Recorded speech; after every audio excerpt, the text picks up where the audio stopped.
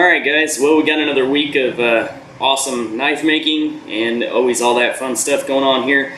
Hope you like the new intro. Hopefully guys will check out Kirk's website. I did a quick little video before this one on the intro that he did for me and a lot of the other work that he does. Kirk is a really good friend of mine and he does killer work, so there's not much else I can say about that. So check out his website. I've subbed him on my YouTube channel, so you should see his stuff there. If not, check out his YouTube. If you want to email him, it's kirk@rampartpictures.com.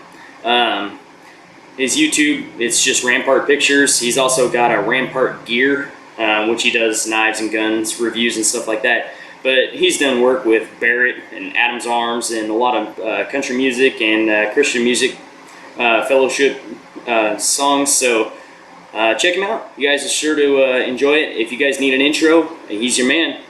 Prices are good, so hit him up. So this week has been a little off, for this last couple of weeks I should say. So sorry for the delay of getting the videos out to you. I know it's probably been about a month. Wife was sick the last couple of weeks and then I just picked it up, so everything's been kind of slow. I've got the Tormach running full tilt. It's cranking out A8s and A15s, so that'll be in the video here.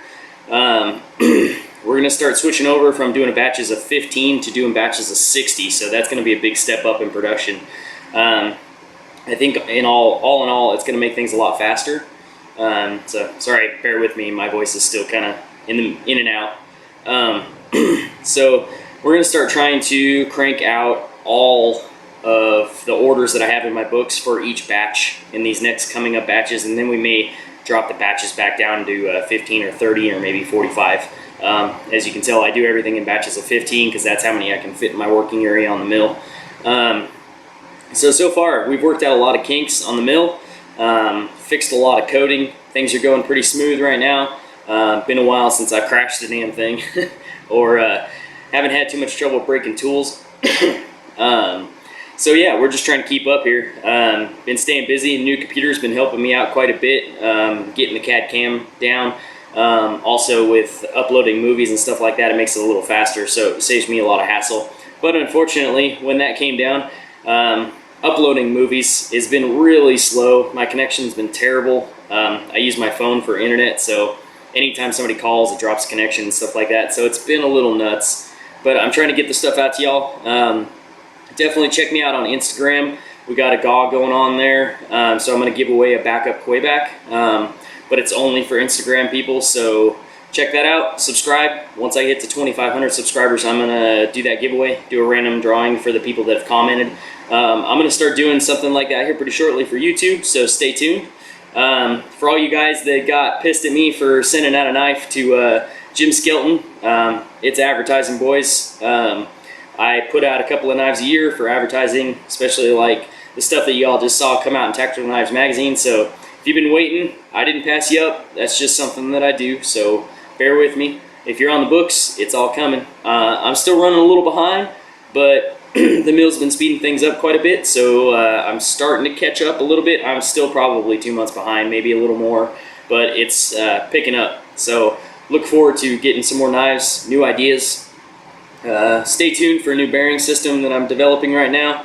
I'm in the process of the patent pending, and then I've got to figure out how to purchase 3,000 of these dang things at 10 to 15 bucks a piece. So I'm not sure where that money's going to come from, but we're going to try to figure that out. So it's going to be an awesome bearing system. Just think that end user is never going to have to oil, grease, or clean this bearing system, and it'll be useful for the life of the knife. So stay tuned. Other than that, not a whole lot going on. Just been cranking out knives. Hasn't really been anything other than fixed blades for the last few weeks. Y'all have probably seen the pictures of that. I'll try to put up some pictures at the end of the video of some of the fixed blades that I threw out there. All in all, just trying to do a little better on these videos. I know I kind of throw them together for y'all, but hopefully y'all enjoy this. So yeah, on with the knife making. Okay, so got an A8s here, A8 blades, lockside frames.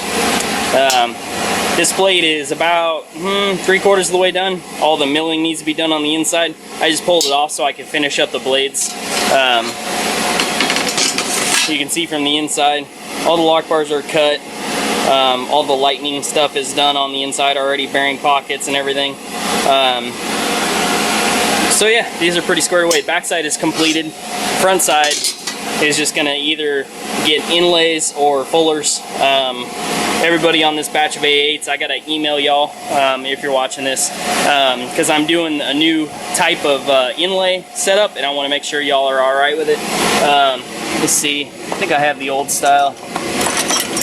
Well, y'all have seen my old style, kind of like that. This is an old A15 Alpha, but I leave the backside titanium and then I inlay on the inside.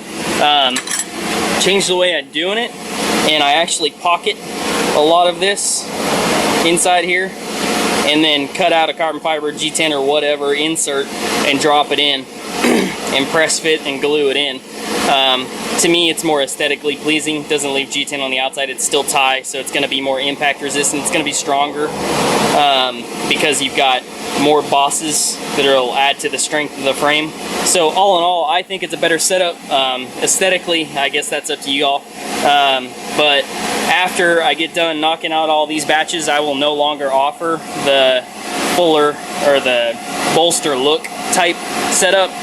I may do them one off or nothing, but maybe. But for the most part, everything will be inserts. I just think it's a stronger setup. So again, function before form. Blades, you can see what I'm talking about, how they're about 80% roughed out. It's basically, this is the backside.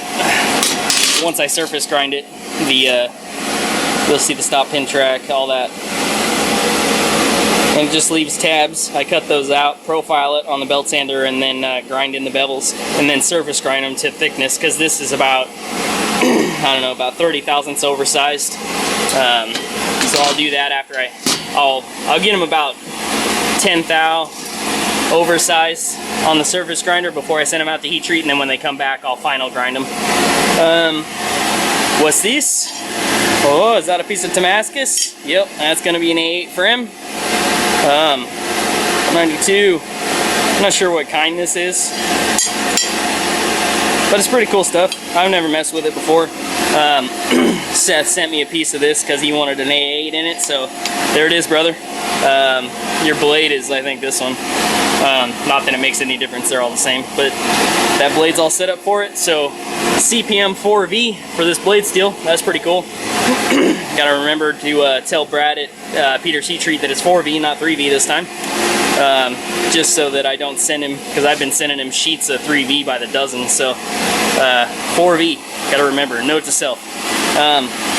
So the Damascus will be cool. He sent me a piece of Texture Tech 2 for an A10 that he's got on order, so that'll be, I think, in the next batch, because I'm doing A8s, A15s, and then I'm going to do a batch of 60 A10s to knock out my whole order book. So, yeah, so you'll all see that soon, but Damascus. And buddy, you are getting a killer deal on this. If you ever decide to sell it, I'm sure the secondary market will pay you well. Right now I'm A15 blades cutting on the mill. I gotta change my programming. I freaking hit the limit switch right here, so I needed one more pass to finish the 80% of the bevel on that. I can't adjust my limit switches any further out, so I'll just hand grind those, rough them in by hand before I send them out to heat treat, and then I'll adjust my programming next. I thought I had just enough room, but I think I need to squeeze them together another. All of these need to be about 10 thousandths closer together, and then move the whole pallet up just a little, like, I don't know, 40 thousandths, and I would have plenty of room. But live and learn, that's how it goes. This is always a learning process. So there's 15 blades here. I just barely squeaked 15 A15 blades in there. It was crazy. I had to take out a couple of my fixture screws so that I could machine the bevels because it was getting into them. Let's see. What else? Lock inserts. Let me set you down.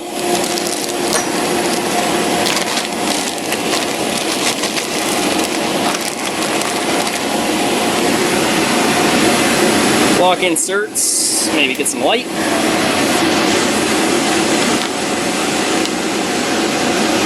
A15 and A8. They're a little rough. I'm building a different fixture for these that'll allow me to make them a little cleaner. But yeah, worked pretty good so far. And I tell you, that little boss right there is a royal pain in my rear end to machine, because that's a 90-degree chamfer with a boss right in the middle of it. So instead of using my handy-dandy 90-degree chamfer mill, I gotta use a 1/8 ball nose end mill with a 5/10 step over to do this entire bevel section right here, so that it leaves this boss and a little chamfer on the edge of it, but gives me full thread engagement with the HRD, so it worked out pretty well. So like I said, function before form, even though that looks pretty cool. So I guess that's form and function. Alright guys, I'll get a little more done and I'll come back to you. Okay, well, from that big old sheet of 4V comes A8 blades. I just got done profiling them on the belt sander, knocked all the tabs off, got everything all squared away. Now I'll go rough them in on the surface grinder, get all that squared away, and get the A15s done so I can ship all this crap off to heat treat. So on to the next step. Something I wanted to discuss real quick, especially when you're buying like production knives and stuff. I know some guys are really anal retentive about the plunges matching and things like that.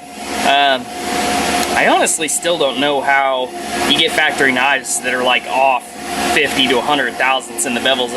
I'm not quite sure how they do that, because with the fixturing that I do, everything comes dead nuts on. The only difference that I'll ever have is maybe a little bit of a Z depth issue, usually just because of the fact that when I get the plates, they're not quite even.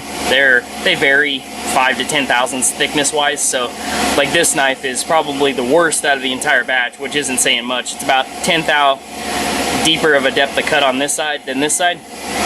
But if I were to machine this complete and take it down to a 20 thousandths edge and ship it off to heat treat, I wouldn't even need to grind it. And you can see, maybe,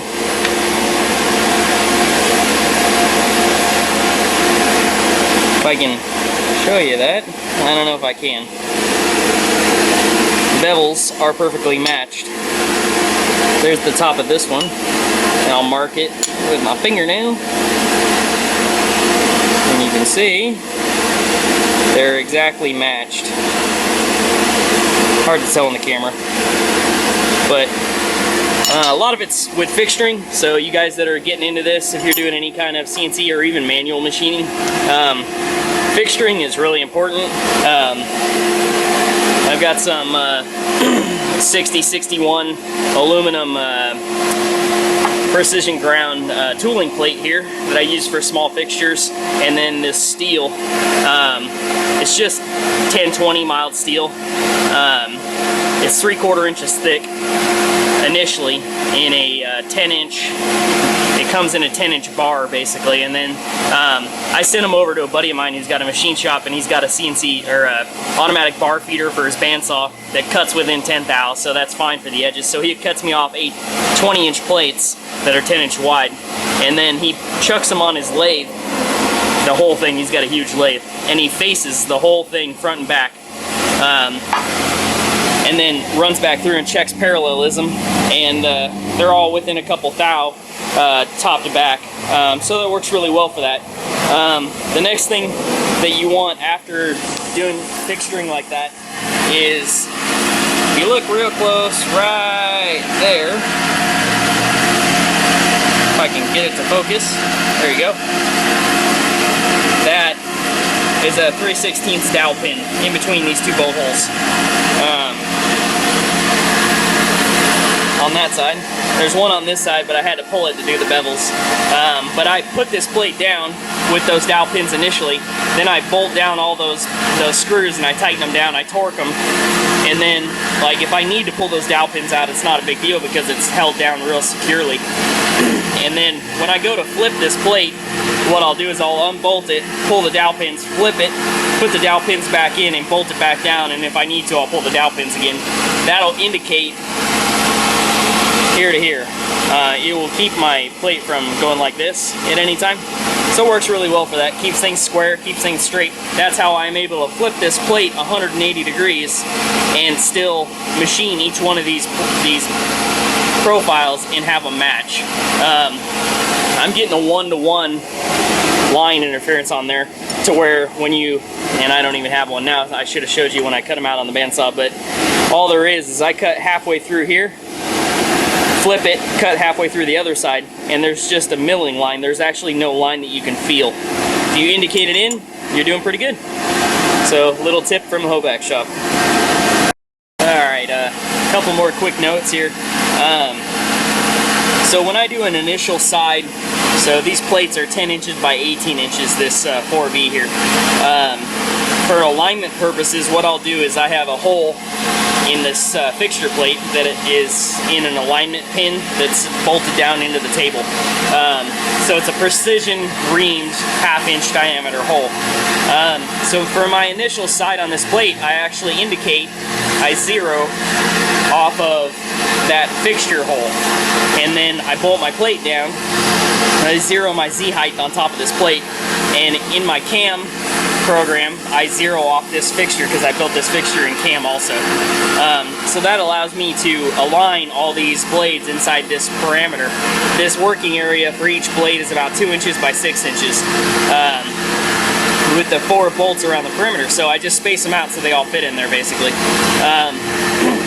Now when I flip this plate, I actually zero off of the precision reamed hole in the first lower left hand blade. That will give me perfect alignment for the rest of the blades because I know they're all 2 inches apart height-wise in the Y and 6 inches apart in the X. So it works out pretty well like that. So far that's how I keep everything aligned with flipping it. So we'll see how I may change that in the future, but it seems to work pretty well. Alright guys, so I'm gonna close up this video. Still getting over being sick, you can probably hear it in my voice. But just want to close it down. Sorry it's been a couple of weeks since I've gotten any videos out to you guys. It's been kind of nuts. Wife was sick real bad. I've been sick, so it's been slowing everything down. Just finishing up these A15s right now, just finishing profiling them. So I'll get those out. Got to go through, cut some more lock inserts. I got to build a new fixture for that so I can make them a little easier. I got to order some more pivots and machine the last of them. I think I've got 12 done. I got to do another 12 or 15 of them. And 8 blades are ready for heat treat, so they're ready to rock.